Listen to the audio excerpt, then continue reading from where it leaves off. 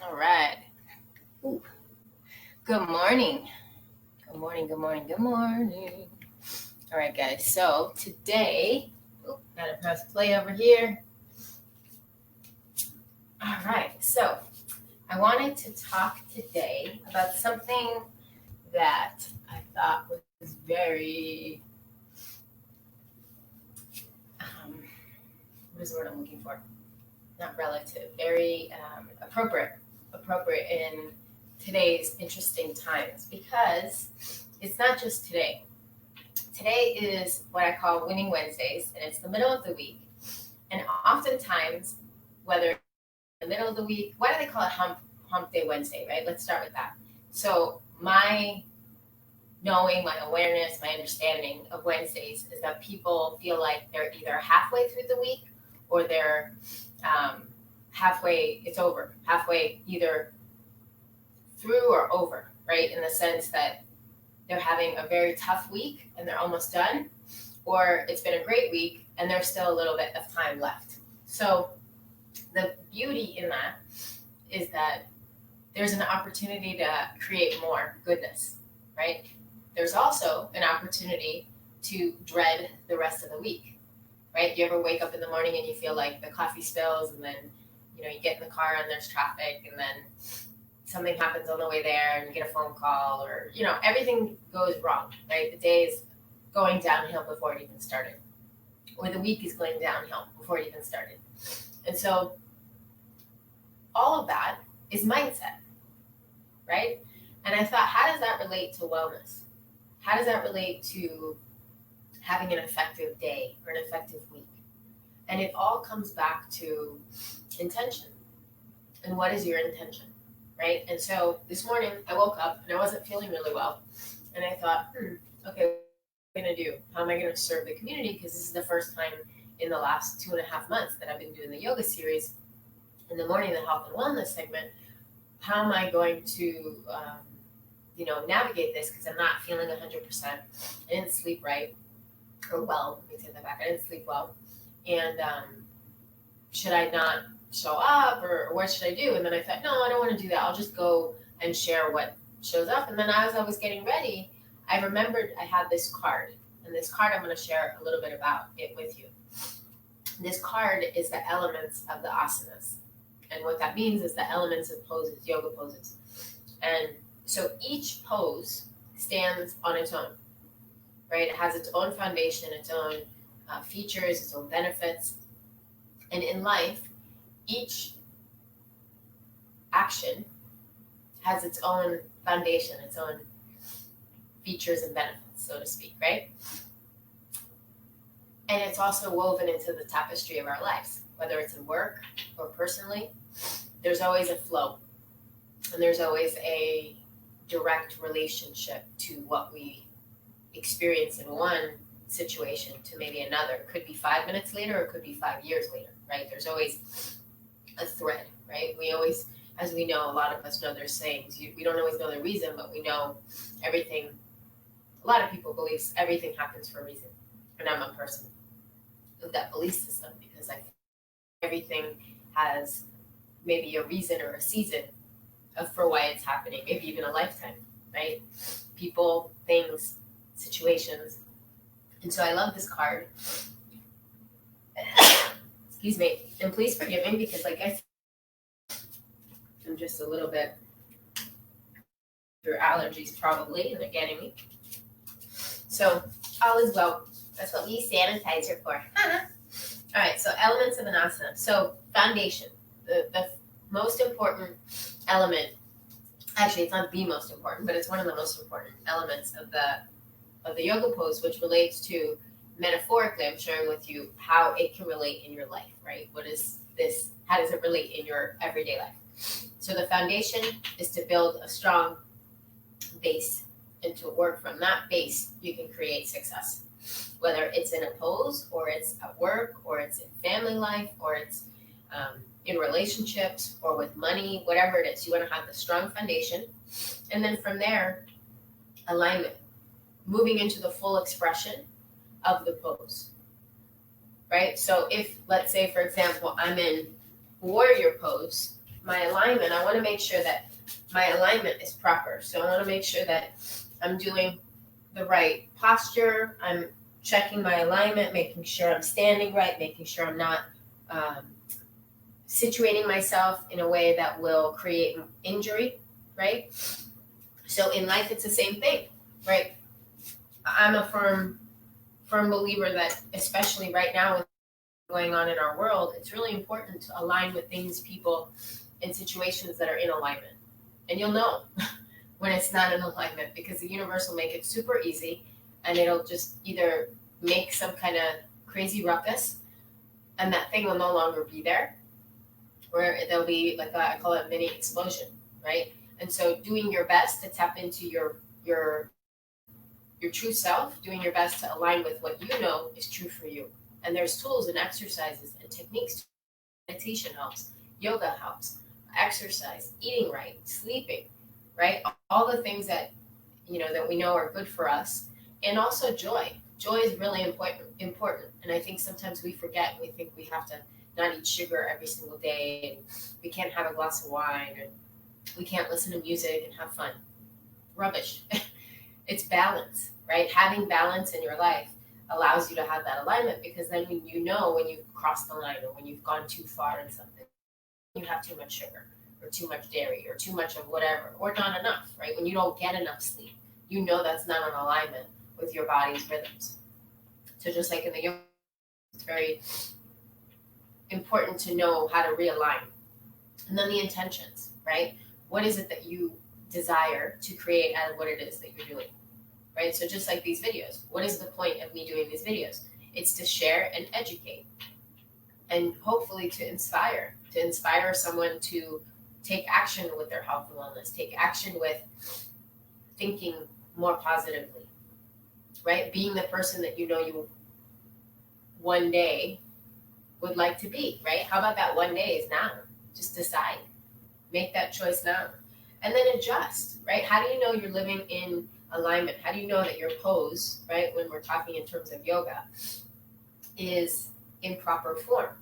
Well, number one, you get coaches, you get instructors, you get teachers, right? And we all know sometimes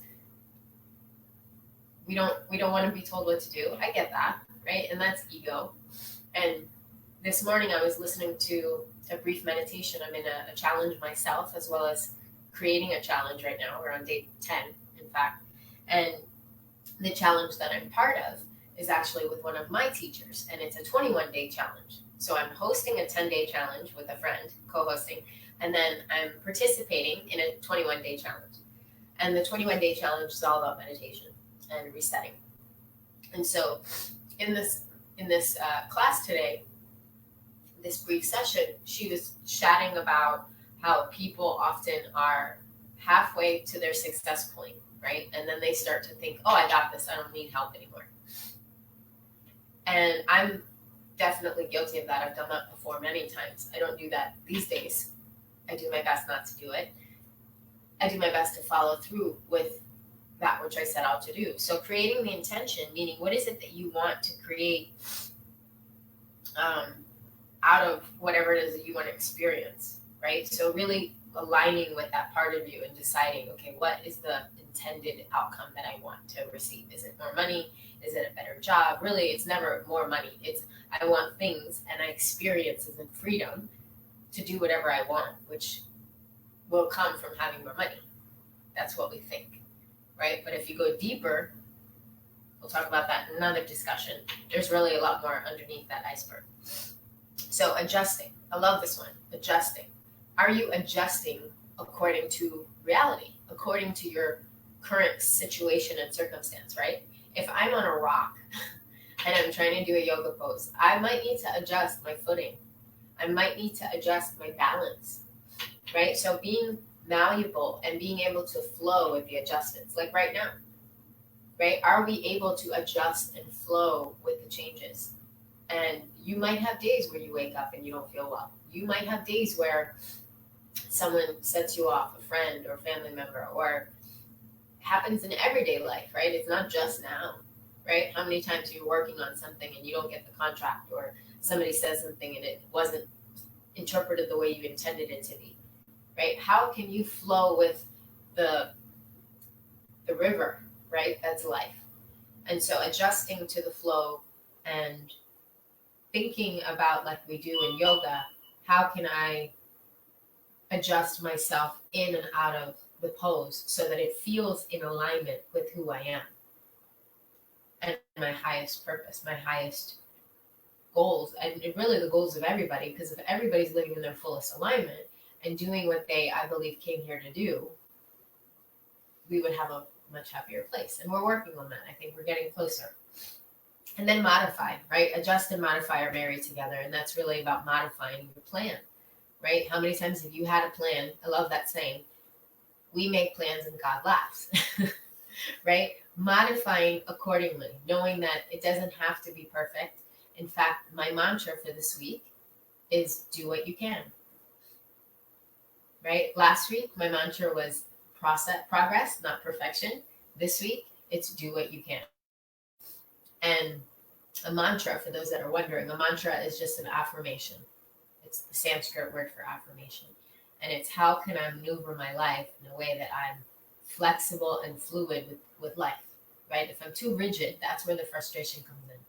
If I'm too set in my ways, that's where anxiety and overwhelm and sadness, depression, anger, that's where that lives, right? When I'm not able or willing to slide with the changes.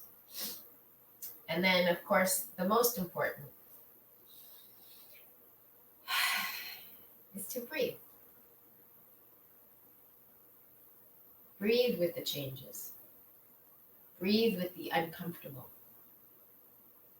so that it becomes comfortable. So that no matter what's going on in the outer world, your inner world is peaceful.